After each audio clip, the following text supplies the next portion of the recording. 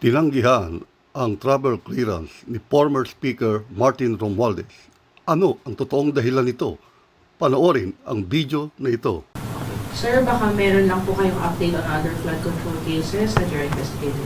Well, there have been many things happening the past few days.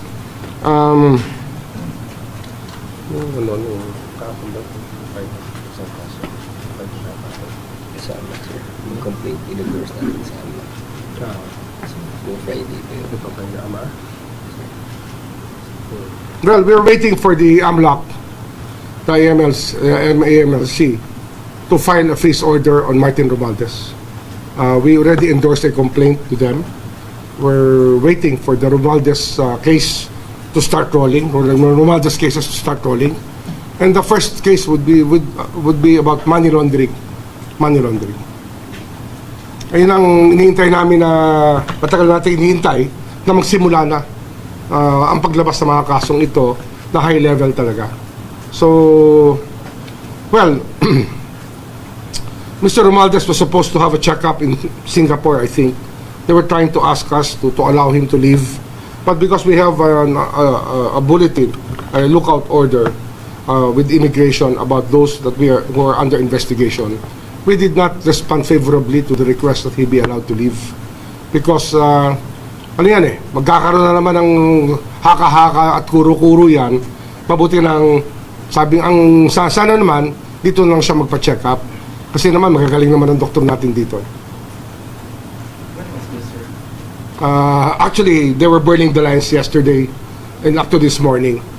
But ako, I held my ground. Sabi ko, when you join government, you already surrender your right to travel, especially to another jurisdiction, especially if you're under investigation. Kailan sana siya bumiyahe sa Singapore? Today dapat. Hindi namin siya pinaalis, hindi namin pinayagan na ma-lift yung bulletin niya kasi nga, naka-lookout order because we've been investigating him actively. Baka hindi na bumalik we don't want that to happen. Sinabi po ba niya kung ano sakit na ipapagamit? Well, siguro heart, sugar, diabetes, heart, usual diseases of our generation and our kind of work. Sir, kayo nabanggit niyo po kasi si former Senate President Escudero din before. Ano po yung development? Active pa rin ang investigation. We will be conducting a PI soon. One thing I can tell you.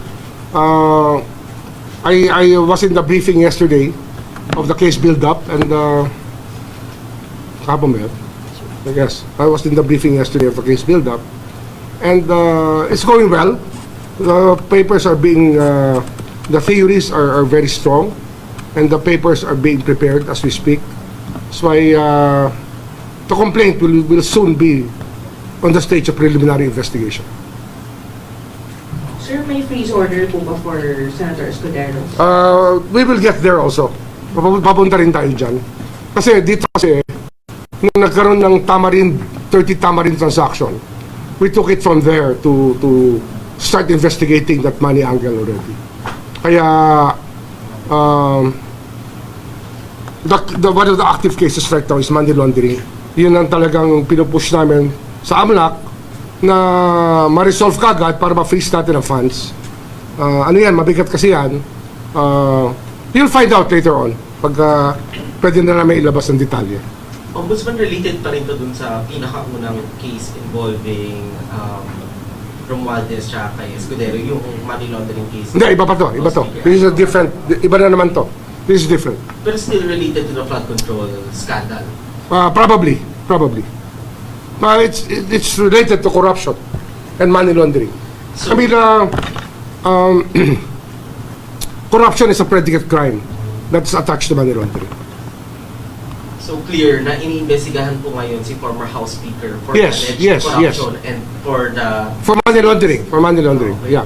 Kaya ang sinisik namin, magkaroon ng ma-freeze order para mapangalagaan natin yung mga dapat yung mga salapi na dapat na pag-aari ng bayan. Yun po yung ating hinahabol dito. Okay. Tapos, Ombudsman, you mentioned kanina na kapag nakabalik dito si Zaldico, isasama niyo siya to explain matters still under investigation. Oh yes, meron pa kami Ano iba. yung mga issue na ito? Or bukod sa flood control? Iba to. Flood control. Pati yung main case. Yung main case of plunder, conspiracy to commit plunder. Kasama siya dyan sa main case. Na kasama rin, yun nga, former speaker tsaka former Senate President. So malaking tulong po talaga kapag nakabalik na dito si Zaldico to shed light on this. To shed light, or if he's not gonna shed light, to listen to his denial. Dalawa lang naman yan eh. Diba? Kung aakuin niya o tatanggi niya.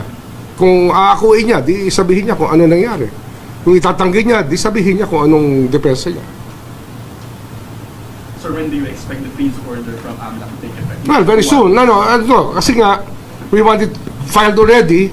Yan ang aming pinupush talaga ngayon. We expect it to be filed by tomorrow.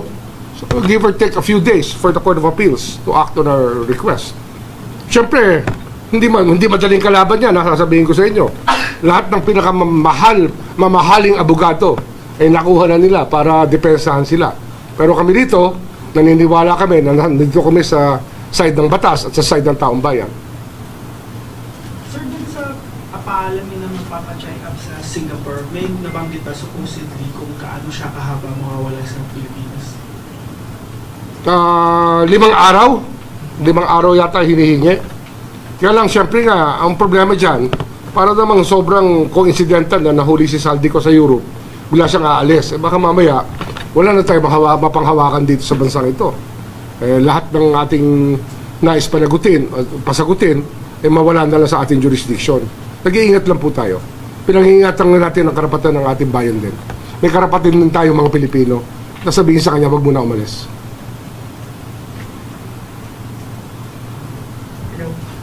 Yes. Hello, sir. Good afternoon. Lianas Kapatid, Jamay News Online. Just like to ask for an update on Attorney Ryan Kilala. I understand he's assistant prosecutor here. Yes. Nabanggit po kasi yun ni Ramil Madrid. Sir, sir, baka lang ako kay Zaldico, sir. Do you have information if he is detained in Czech Republic or anywhere else in Europe? I think Meron po ba kayong information? I think the Czech Republic and the European Commission will be the one to take care of it because it's a violation of their local law, the law of the Union. That's why an immigration violation there resonates all throughout the different member states of the European Union. Sir, given na, wala naman siya. I think that the executive department will be. I was told that they will be sending a delegation there to coordinate with the Czech authorities and of course with the EU on this matter.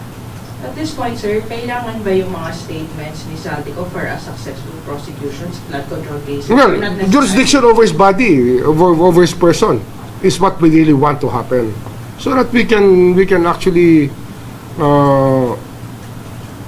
make a very good hearing out of it, so that he can defend himself, and so that the justices who are hearing the cases will be able to render the proper judgment. Ang mahalaga yun eh. Mahalaga sa akin, mag-due process, mapangalagaan yung karapatan ng bawat isa. Basta accused naman, hindi naman presumed guilty yan eh. Di ba? Ano pa rin yan? Meron pa rin presumption of innocence. Kaya lang, kailangan sagutin na yung mga tanong. Hindi naman ang kinakailangan mangyari. Akusado siya eh.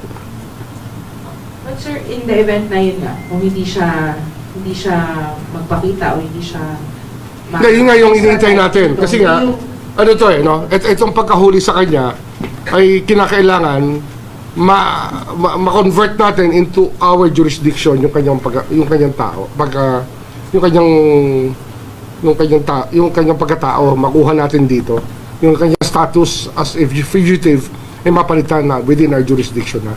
That's the first thing that we are concerned with. That's why when we were told that the executive department is sending a delegation there, siyempre natuwa naman kami. I think this Department of Justice is handling that now, which is handling that. Kasi sila rin na may hawak na immigration. Kailan nag-send ng delegation doon? I think, when are they leaving ba?